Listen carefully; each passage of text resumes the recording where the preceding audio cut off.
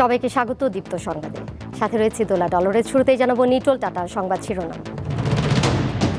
টানা তৃতীয়বার ভারতের প্রধানমন্ত্রী হিসেবে নরেন্দ্র মোদীর শপথ, নতুন মন্ত্রিসভার সদস্য ৭২ জন। প্রস্তাবিত বাজেট গণবিরোধী, দাবি বিএনপির। লুটপাট বন্ধ করাই মূল লক্ষ্য বলছে আওয়ামী লীগ। মাথা গোঁজার ঠাঁই পাচ্ছে আরও ১৮,৫৬৬টি পরিবার। মঙ্গলবার হস্তান্তর করবেন প্রধানমন্ত্রী।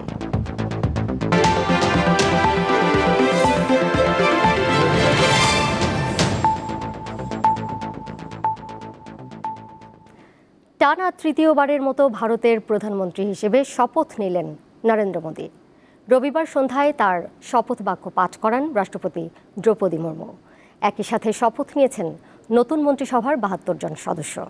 বাংলাদেশের প্রধানমন্ত্রী শেখ হাসিনা সহ ৮টি দেশের সরকার প্রধান শপথ গ্রহণ অনুষ্ঠানে উপস্থিত ছিলেন।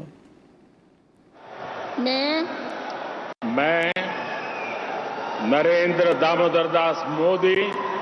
শপথ গ্রহণ অনুষ্ঠিত হয় রাষ্ট্রপতি ভবন প্রাঙ্গণে। এর মধ্য দিয়ে কংগ্রেস নেতা জওহরলাল নেহরুর পর ভারতের টানা তৃতীয়বার প্রধানমন্ত্রী হলেন মোদী। ईश्वर की शपथ लेता हूं कि मैं विधि द्वारा स्थापित भारत के संविधान के प्रति सच्ची श्रद्धा और निष्ठा रखूंगा। মোদীর পরই শপথ নেন রাজনাথ সিং। এরপর একে একে নতুন মন্ত্রী পরিষদের মোট ৭২ জন সদস্য শপথ গ্রহণ করেন। भारत के संविधान के प्रति सच्ची श्रद्धा। নরেন্দ্র মোদীর শপথ অনুষ্ঠানে অংশ নেন বাংলাদেশের প্রধানমন্ত্রী শেখ হাসিনা। এছাড়াও শ্রীলঙ্কা, মালদ্বীপ ও ভুটান সহ আরও ৭ দেশের রাষ্ট্রনেতারা শপথ গ্রহণ অনুষ্ঠানে উপস্থিত ছিলেন। কেবল বিদেশিই নয়, ভারতের রাজনৈতিক নেতাদেরও আমন্ত্রণ জানানো হয় শপথ অনুষ্ঠানে। Also an emotional dimension and of course এর মধ্যে অন্যতম ভারতীয় কংগ্রেসের প্রেসিডেন্ট মল্লিকা অর্জুন খড়গে। তবে পশ্চিমবঙ্গের মুখ্যমন্ত্রী, তৃণমূল কংগ্রেসের নেত্রী মমতা ব্যানার্জি অনুষ্ঠানে যাননি। এদিকে চলচ্চিত্র তারকা ও ব্যবসায়ীরাও শপথ অনুষ্ঠানে উপস্থিত হন। এবারের লোকসভা নির্বাচনে ২৯২ আসনে জয় পেয়েছে বিজেপির নেতৃত্বাধীন এনডিএ জোট। বিরোধী জোট ইন্ডিয়া পেয়েছে ২৩৩টি আসন। সংখ্যাগরিষ্ঠতা পেয়ে এনডিএ সরকার গড়লেও একক সংখ্যাগরিষ্ঠতা পায়নি বিজেপি। এর আগে নির্বাচনে বিজয়ের পর এনডিএকে জয়যুক্ত করার জন্য জনগণকে ধন্যবাদ জানান মোদী। গত ২ মেয়াদে দেশ যে গতিতে উন্নতি করেছে, এবারও একই গতিতে কাজ করে যাওয়ার অঙ্গীকার করেন তিনি। আসিফ জামান, দীপ্ত বার্তা কক্ষ। টানা তৃতীয়বার ভারতের প্রধানমন্ত্রী হিসেবে নরেন্দ্র মোদীর শপথ এবং বাংলাদেশ ভারত সম্পর্ক নিয়ে কথা বলবো কূটনীতি বিশ্লেষক ও ঢাকা বিশ্ববিদ্যালয়ের আন্তর্জাতিক সম্পর্ক বিভাগের অধ্যাপক ইমতিয়াজ আহমেদের সঙ্গে। ভার্চুয়ালি তিনি যুক্ত হয়েছেন আমাদের সাথে। অধ্যাপক ইমতিয়াজ আহমেদ, আপনাকে স্বাগত জানাচ্ছি দীপ্ত স্টুডিওতে আমাদের সাথে যুক্ত হওয়ার জন্য। দীর্ঘ ১.৫ মাসেরও বেশি সময় ধরে নির্বাচন, নানা জল্পনা কল্পনা ছিল। অবশেষে হিসাব নিকাশের সমীকরণ আসলে অনেকটাই বদলে গেছে চূড়ান্ত ফলাফলে। জোটের সাথে দর কষাকষি, অবশেষে আজ ভারতের প্রধানমন্ত্রী নরেন্দ্র মোদীর নেতৃত্বে শপথ নিল মন্ত্রিসভার সদস্যরা। সেক্ষেত্রে যেহেতু এবারে জোটের ওপর অনেকটাই ভরসা করতে হচ্ছে, নতুন মেয়াদে নরেন্দ্র মোদীর সামনে কতটা চ্যালেঞ্জ রয়েছে বলে আপনি মনে করছেন? যে কোনো কোয়ালিশন সরকারের জন্য একটা চ্যালেঞ্জ থাকে, বিশেষ করে যদি যারা পার্টনার, এবং এখানে আমরা জানি যে দুটো দল, তেলেগু দেশম পার্টি এবং নীতিশ কুমারের দল, দুটোকেই তার দরকার। একটাকে দরকার হলে হয়তো কিছুটা পাওয়া যেতে পারতো সহজে, এখন দুটোকেই দরকার। দুটোর একটা যদি চলে যায়, তাহলে যেই কমতি আছে, ৩২টা সিটের মতো কমতি আছে, সেখানে একটা ঝামেলা তৈরি হবে। এবং এই দুজনেই আবার কোনো না কোনো সময় কংগ্রেসের অ্যালায়েন্সে ছিল, সেটাও আমাদের মনে রাখতে হবে। যার জন্য চ্যালেঞ্জ বড় আকারেই। এবং যেহেতু নরেন্দ্র মোদী দুবার আগেই যে নির্বাচন করলেন এবং যখন জিতে আসলেন, দুবারই কিন্তু তার এই কোনো কোয়ালিশন দরকার ছিল না, বিজেপি একাই যথেষ্ট ছিল। সে জায়গায় একটা পরিবর্তন হয়েছে। এখন দেখা দরকার নরেন্দ্র মোদী এই কোয়ালিশনের রাজনীতি কিভাবে চালাবেন। তবে কোনো সন্দেহ নেই, আগের দুবার যত সহজে তার পরিকল্পনাগুলো যেভাবে বাস্তবায়ন করতে পেরেছিলেন, সে জায়গায় তার যথেষ্ট যাকে বলা হয় এই পার্টনারদের তো প্রয়োজন, এবং তিনিও চেষ্টা করবেন হয়তো নতুনভাবে জিনিসগুলোকে দেখার। অধ্যাপক ইমতিয়াজ আহমেদ, বাংলাদেশের সঙ্গে তো ভারতের বেশ কিছু অমীমাংসিত বিষয় রয়েছে। পশ্চিমবঙ্গে এবার তৃণমূল কংগ্রেসেরই জয় জয়কার হয়েছে। তিস্তা সহ নানা যে ইস্যুগুলো রয়েছে সেগুলো সমাধানে কোনো ইতিবাচক কোনো পরিবর্তন আসবে এরকম মনে করছেন আপনি? তিস্তার ব্যাপারে একটা পরিবর্তনের ইঙ্গিত নির্বাচনের সময় হয়েছিল কিছুটা, যখন ভারতের পররাষ্ট্র সচিব বাংলাদেশে সফর করলেন। আমাদের পররাষ্ট্রমন্ত্রী তখন বললেন যে ভারত বাংলাদেশের যেই তিস্তা প্রকল্প নিয়ে চিন্তা ভাবনা করা হচ্ছে সেই জায়গায় তারা আহ, আসতে চাচ্ছেন, বা তারাও সেখানে থাকতে চাচ্ছেন বা যুক্ত হতে চাচ্ছেন। এখন স্বাভাবিকভাবে এটা একটা বড় পরিবর্তন, কারণ বলতে গেলে 12 বছর ধরেই তো হবে আহ, আমরা ওই কিভাবে শেয়ার করা যায়, এবং তারও একটা ড্রাফট তৈরি করা হয়েছিল মনমোহন সিং এর সময়। আহ, ভারত কতটুকু পাবে, বা পশ্চিমবঙ্গ কতটুকু পাবে, বাংলাদেশ কতটুকু পাবে, ও নদী কতটুকু পাবে, সেরকম একটা করা হয়েছিল, কিন্তু সেটা কখনোই পশ্চিমবঙ্গ বা মমতা ব্যানার্জি রাজি হয়নি। এর একটা বড় কারণ হলো যে শীতের মৌসুমে পানিটা যেটা কমে যায় একেবারেই, এবং এটা কমে যাওয়ার পিছনে বড় কারণ হলো সিকিমে একাধিক হাই ড্যাম বা লো ড্যাম ড্যাম তৈরি হচ্ছে, 24টার মতন মনে হয়।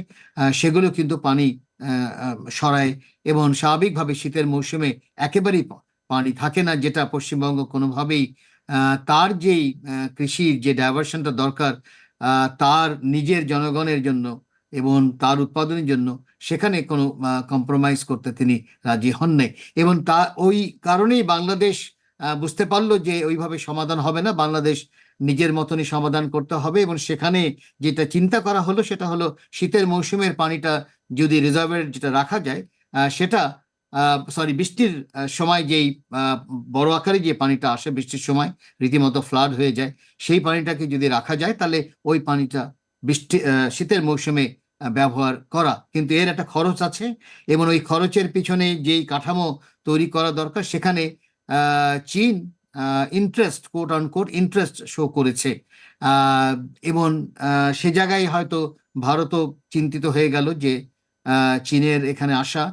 তো সেই হিসাবে ভারত নির্বাচনের সময় বলছে যে সে জয়েন করতে চাচ্ছে, কারণ ভারতও বুঝতে পেরেছে যে বাংলাদেশ আর অপেক্ষা করবে না, সে তার নিজের মতনই সমাধান করতে চাইবে। তো এখন দেখা দরকার, সেটা হয়তো বোঝা যাবে যে আসলেই তারা কি চাচ্ছে। সে তারা কি একসাথে তৃতীয় মানে 3 দেশ মিলে কাঠামো চিন্তা করছে, না কনসোর্শিয়াম চিন্তা করছে, না সে নিজেই মনে করছে যে $1 বিলিয়ন যে খরচ সেটা সে বহন করবে। সব মিলে এই নেগোসিয়েশনটা এখনো পরিষ্কার হয়নি। তবে নতুন মাত্রা দেখা যাচ্ছে। আগের যে চিন্তা ভাবনা ছিল শেয়ারিং এর, সেখান থেকে মনে হয় ভারতও সরে এসেছে। জি, আমরা আশা হারাতে চাই না, নিশ্চয়ই ভবিষ্যতে ভালো কিছুই হবে। কংগ্রেস এবার নির্বাচনে ভালো করেছে দীর্ঘদিন পর। এই ভারতের রাজনীতিতে এর প্রভাব কেমন হতে পারে? আমার মনে হয় দুটো জিনিস আমার মনে হয় নির্বাচনে, ভারতের নির্বাচনে যদি আমরা একটু দেখি, একটা হলো কোনো সন্দেহ নেই যেই হিন্দুত্বর যে রাজনীতি বা ফান্ডামেন্টালিজমের যে রাজনীতি, সেটার একটা লিমিট মনে হয় পরিষ্কার হয়েছে মনে হচ্ছে এখন পর্যন্ত। যদিও তাদের ভোট ব্যাংক কিন্তু বিশাল, এটাও খেয়াল রাখতে হবে। যদিও তারা মেজরিটি মানে সংখ্যাগরিষ্ঠ হয়নি, পার্টনার দরকার, কিন্তু মনে রাখতে হবে যে সুইং ভোটটা কিন্তু বেশি না। এক হিসাবে দেখা যাচ্ছে 0.8%। অন্যদিকে কংগ্রেস দেখা যাচ্ছে মাত্র 1.7% বাড়াতে পেরেছে। এই 1.7% বাড়াতেই কিন্তু তার রীতিমতো 100টা সিটের মতন সে পেয়েছে এইবার। তো সেটা যদি আমরা দেখি তাহলে বোঝা যাচ্ছে একটা তো হিন্দুত্বর লিমিট, আরেকটা হলো আমার মনে হয় উন্নয়ন হয়েছে, কোনো সন্দেহ নেই ভারতের, বড় আকারই তার অর্থনীতি হয়েছে, কিন্তু সেখানে ডিসপ্যারিটিটা বিশাল হয়েছে। এবং যারা রিচ, যারা বড়লোক, তারা আবার প্রদর্শনও করা শুরু করেছিল। তাদের যে প্রচুর সম্পদ সেটা প্রদর্শন করছিল, হয় বিয়ের আসরে বা বিভিন্নভাবে। সেটাও জনগণ কিন্তু আসলে পছন্দ করে না। এটা শুধু ভারতের ব্যাপার না, এটা পৃথিবীর সব জায়গায় বিভিন্ন বিভিন্ন গবেষণায় দেখা গেছে।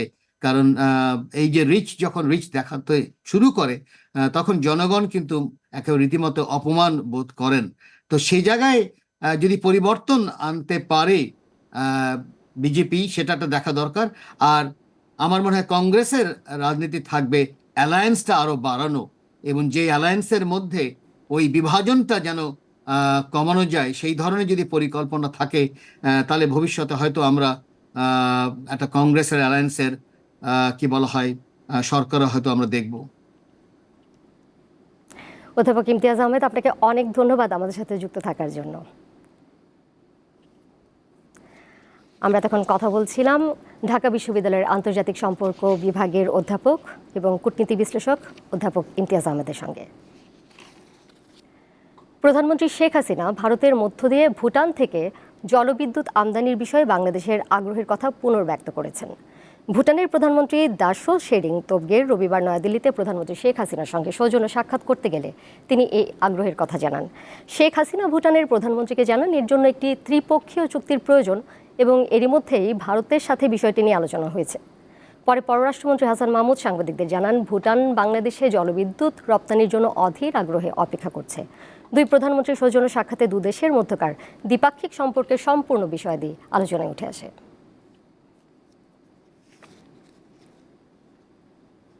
প্রধানমন্ত্রী শেখ হাসিনা রবিবার বিজেপির ৯৬ বছর বয়সী সিনিয়র নেতা লালকৃষ্ণ আদবানির সঙ্গে তার বাড়িতে সৌজন্য সাক্ষাৎ করেছেন। ভারতে বাংলাদেশের হাইকমিশনার মুস্তাফিজুর রহমান গণমাধ্যমকে জানান বৈঠকে উভয় নেতা তাদের ব্যক্তিগত বিষয় নিয়ে কথা বলেন। এছাড়াও তারা সৌহার্দ্য বিনিময় এবং অতীতের স্মৃতি রোমন্থন করেন। টানা তৃতীয় মেয়াদে ভারতের প্রধানমন্ত্রী হিসেবে নরেন্দ্র মোদীর শপথ গ্রহণ অনুষ্ঠানে যোগ দিতে প্রধানমন্ত্রী শেখ হাসিনা এখন নয়াদিল্লি রয়েছেন। বাংলাদেশ, শ্রীলঙ্কা, মালদ্বীপ, মরিশাস, নেপাল ও ভুটানের শীর্ষ নেতারা শপথ গ্রহণ অনুষ্ঠানে যোগ দেন।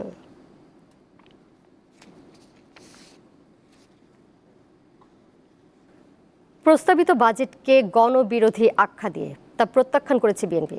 রবিবার সংবাদ সম্মেলনে দলটির মহাসচিব জানান দুর্নীতিবাজদের সুবিধা দিতে কালো টাকা সাদা করার সুযোগ দেওয়া হয়েছে। বিএনপির সময় এ ধরনের সুযোগ ছিল কিনা এমন প্রশ্নের জবাবে মির্জা ফখরুল জানান বিষয়টি তার মনে নেই। প্রস্তাবিত বাজেট নিয়ে আনুষ্ঠানিক প্রতিক্রিয়া জানাতে রবিবার সংবাদ সম্মেলনের আয়োজন করে বিএনপি। এতে দলটির মহাসচিব মির্জা ফখরুল ইসলাম আলমগীর বলেন এই বাজেটে কর্মসংস্থান তৈরির কোনো দিক নির্দেশনা নেই। আমদানি অবরোধের ফলে শিল্প কারখানাও বন্ধের পথে। সিন্ডিকেটের কারণে নিত্য প্রয়োজনীয় দ্রব্যের মূল্য গত বছরের তুলনায় কয়েক গুণ বেড়েছে। এ সকল সিন্ডিকেট কিভাবে নিয়ন্ত্রণ করা হবে বাজেটে সে বিষয়ে কোনো আলোচনার স্থান পায়নি। বাজেটে তাই সাধারণ মানুষের জন্য কোনো স্বস্তি নেই। তিনি বলেন সরকারের আনুকূল্যে বেড়ে ওঠা আজিজ বেনজিরদের মতো দুর্নীতিবাজদের সুবিধা দিতেই কালো টাকা সাদা করার সুযোগ দেওয়া হয়েছে। সরকারের আনুকূল্যে বেড়ে ওঠা আজিজ বেনজিরদের মতো দুর্নীতিবাজদের কালো টাকা সাদা করার ঢালাও সুযোগ সৃষ্টির জন্য এই ব্যবস্থা নেওয়া হয়েছে। বিএনপি মহাসচিব বলেন প্রস্তাবিত বাজেট কেবল গণবিরোধী নয়, দেশ বিরোধীও। এই বাজেট শুধু গণবিরোধী নয়, এই বাজেট বাংলাদেশ বিরোধী।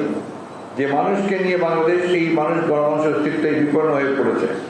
পুরো বাজেটটি করা হয়েছে মেগা প্রকল্প, মেগা চুরির জন্য। বর্তমান বাজেট কল্পনার এক ফানুস, ফোকলা অর্থনীতির ওপর দাঁড়িয়ে আছে বলেও মন্তব্য করেন বিএনপি মহাসচিব। এই বাজেট ফোকলা অর্থনীতির উপর দাঁড়িয়ে। সঞ্জিদা প্লাবনী, দীপ্ত সংবাদ, ঢাকা। রাঘব বোয়ালদের লুটপাট বন্ধ করতেই এবারের বাজেট করা হয়েছে বলে মন্তব্য করেছেন আওয়ামী লীগের সাধারণ সম্পাদক ওবায়দুল কাদের। রবিবার রাজধানীর বঙ্গবন্ধু অ্যাভিনিউয়ে আওয়ামী লীগের যৌথ সভায় তিনি কথা বলেন। ঢাকা মহানগর উত্তর ও দক্ষিণ আওয়ামী লীগ, জেলা আওয়ামী লীগ এবং সব সহযোগী সংগঠনের সভাপতি, সাধারণ সম্পাদকদের যৌথ সভায় প্রধান অতিথি ছিলেন ওবায়দুল কাদের। কালো টাকা সাদা করার সমালোচনা প্রসঙ্গে আওয়ামী লীগের সাধারণ সম্পাদক বলেন বিএনপির সাবেক অর্থমন্ত্রী সাইফুর রহমান সহ দলটির চেয়ারপারসন বেগম খালেদা জিয়াও কালো টাকা সাদা করেছেন। কালো টাকা সাদা তো সাইফুর রহমানও করেছে এবং বেগম খালেদা জিয়াও করেছে, তারাও তাহলে দুর্বৃত্ত। আর লুটপাটের জন্য রাঘব বোয়ালদের এই বাজেটটা করা হয়েছে রাঘব বোয়ালদের লুটপাট বন্ধ করার জন্য, লুটপাটের জন্য। মঙ্গলবার নতুন করে 18,566টি ঘর গৃহহীনদের মাঝে হস্তান্তর করবেন প্রধানমন্ত্রী শেখ হাসিনা। লালমনিরহাটের সবকটি সহ দেশের 70 উপজেলাকে গৃহহীন ঘোষণা করবেন তিনি। নিজের নতুন ঠিকানা পেয়ে আত্মপরিচয় খুঁজে পেয়েছেন উপকারভোগীরা। সবুজে ছাওয়া প্রশান্তির মাঝে যেন ফুটে থাকে লাল আবির। স্বচ্ছ জলের সমাহারে হাঁসগুলো জলকেলি করে, ডুবো জলে সাঁতার কাটে তরুণ। এসবই লালমনিরহাটের কালীগঞ্জ উপজেলার একটি আশ্রয়ন প্রকল্পের দৃশ্য। এরকম আশ্রয়ন প্রকল্পে লালমনিরহাটের 5 উপজেলার 4টির 1282 জন ঘর পাচ্ছে। এর মধ্যে কালীগঞ্জে 875, পাটগ্রামে 99, হাতীবান্ধায় 166 ও আদিতমারী উপজেলায় রয়েছে 142 জন উপকারভোগী। এসব ঘর ভূমিহীনদের শুধু মাথা গোজার ঠাঁই নয়, নিজের আপন ঠিকানা। করি খাই আর কি করি অনেক শান্তিতে আছি, সুখে আছি। আগে আমার কোনো ঠিকানা আসলো না, পরিচয় আসলো না, মাইসের জমিতে আসলো। এখন ঘর পেয়ে এটাই আমার ঠিকানা হয়েছে, পরিচয় হয়েছে। আগে ছাদ ছিল না মাথার উপর, এখন ছাদ আছে।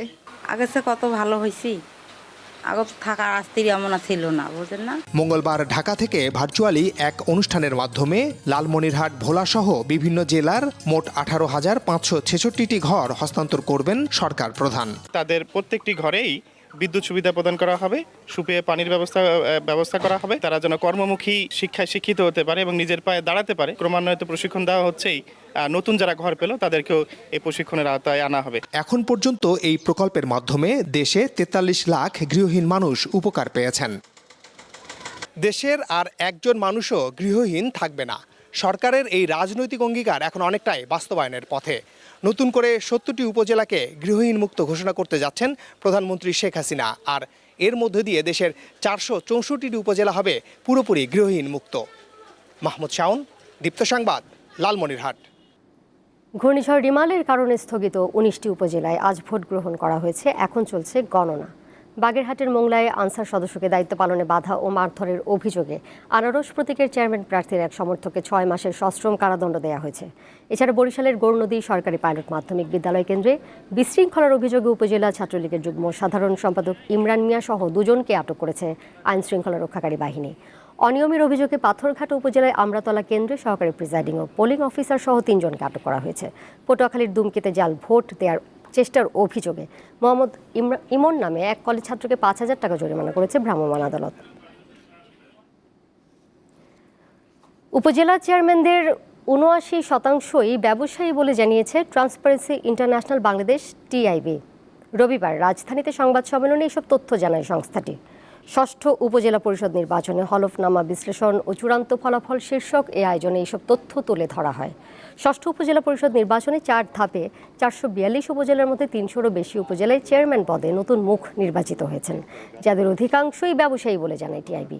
দুর্নীতি বিরোধী প্রতিষ্ঠানটি জানায়, স্থানীয় সরকারের এই নির্বাচনে 3টি পদের ভোটে 1210 জনের মধ্যে 930 জনই নতুন মুখ। জঙ্গি আস্তানা সন্দেহে নেত্রকোনা সদর উপজেলার কাইলাটি ইউনিয়নের ভাষাপাড়া এলাকার একটি বাড়িতে দ্বিতীয় দিনের অভিযান শেষ হয়েছে।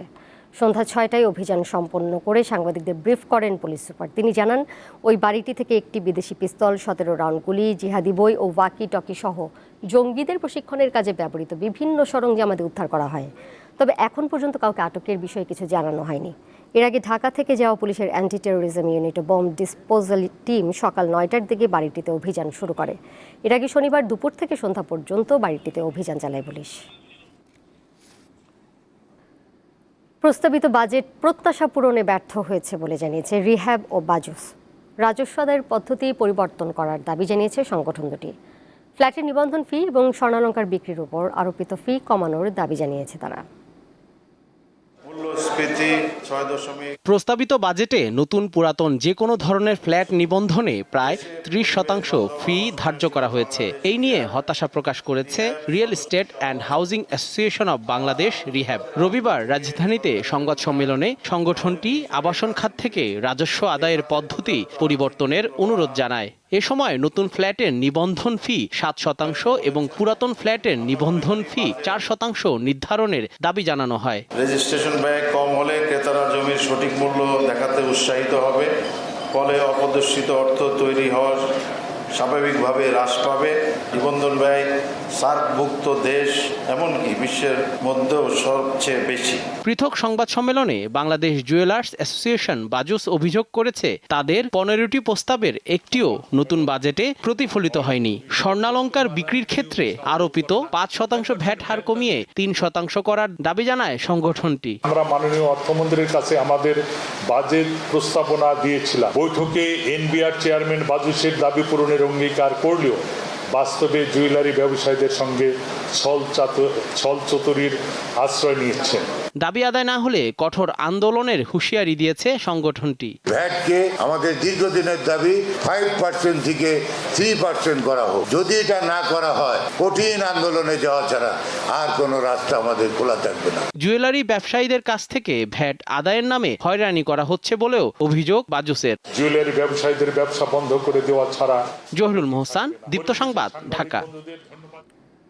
রোগীর চিকিৎসা সেবায় কোনো গাফিলতি সহ্য করা হবে না বলে হুঁশিয়ারি দিয়েছেন স্বাস্থ্য ও পরিবার কল্যাণমন্ত্রী ডাক্তার সামন্তলাল সেন। রবিবার সচিবালয়ে তিনি কথা বলেন, জানান ঢাকার বাইরের চিকিৎসা ব্যবস্থার উন্নয়নে কাজ করছে সরকার। হঠাৎই অনুমতি ছাড়া ঢাকা মেডিকেল কলেজ হাসপাতালে কর্মরত কর্মকর্তা কর্মচারীরা গণমাধ্যমে সাক্ষাৎকার বা বক্তব্য দিতে পারবেন না, এমন নোটিশ জারি করেন প্রতিষ্ঠানটির পরিচালক ব্রিগেডিয়ার জেনারেল আসাদুজ্জামান।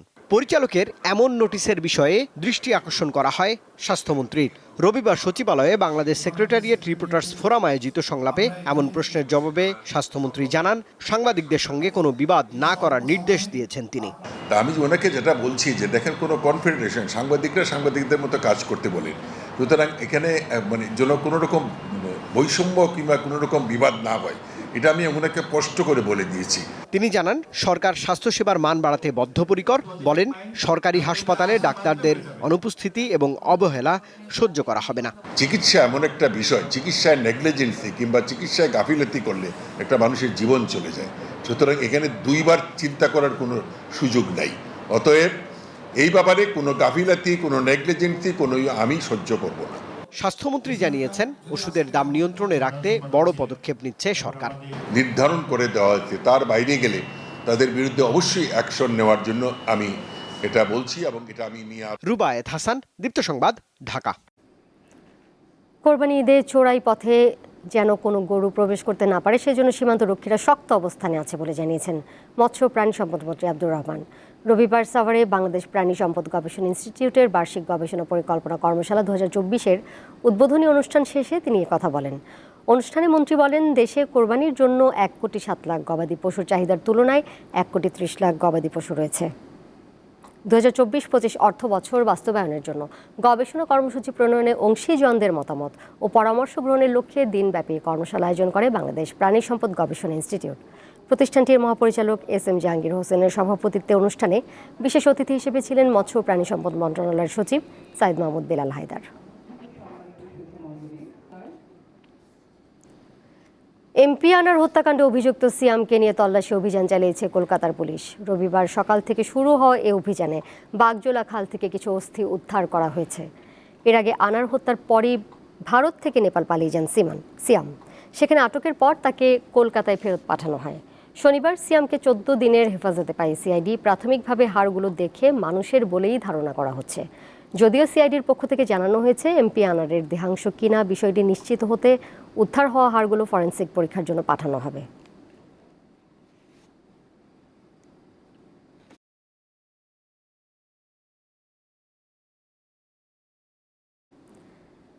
বাংলাদেশে আশ্রয় নেওয়া মিয়ানমারের সীমান্তরক্ষী বাহিনী বিজিপি ও সেনাবাহিনীর 134 সদস্যকে তাদের নিজ দেশে ফেরত পাঠানো হয়েছে।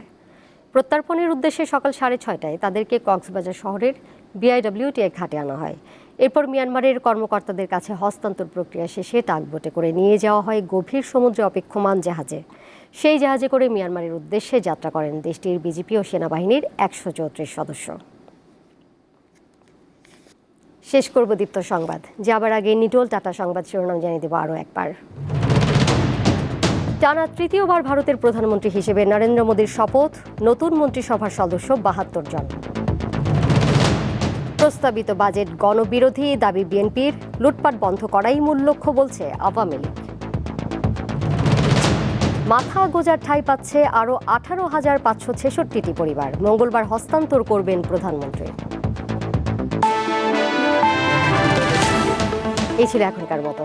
এর সাথে বিদায় নিচ্ছি আমি দোলা ডলরেস। আরও তথ্য এবং বিনোদনের নানা খবরাখবর জানতে যুক্ত থাকুন দীপ্তর ডিজিটাল প্ল্যাটফর্মগুলোতে। সবাইকে ধন্যবাদ।